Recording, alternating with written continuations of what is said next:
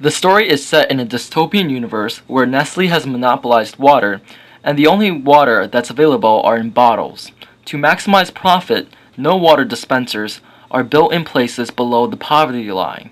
Delivery men are used to bring water bottles to wealthy individuals who happen to live in these poor places. Our protagonist gets the opportunity to be promoted by making such a delivery.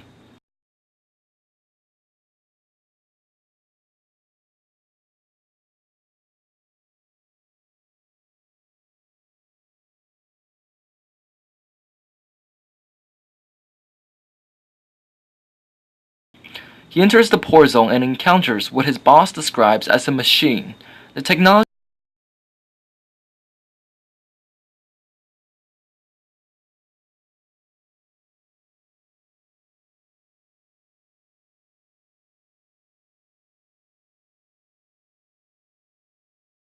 in his helmet allows him to calculate the most efficient way to travel. He goes up a ramp and onto a roof where he thinks he had escaped.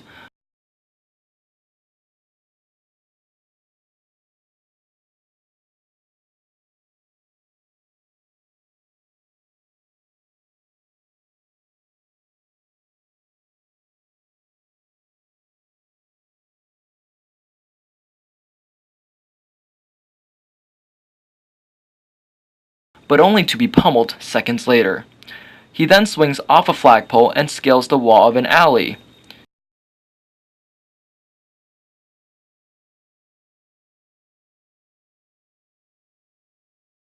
He looks back and it seems that he had escaped again. But his pursuer appears at the other end and punches him down. He flies through the air and knocks a metal beam off balance, and then his landing knocks off his helmet. The robot is shocked to see that the protagonist is human, and then realizes the off-balance metal beam will fall and hit him.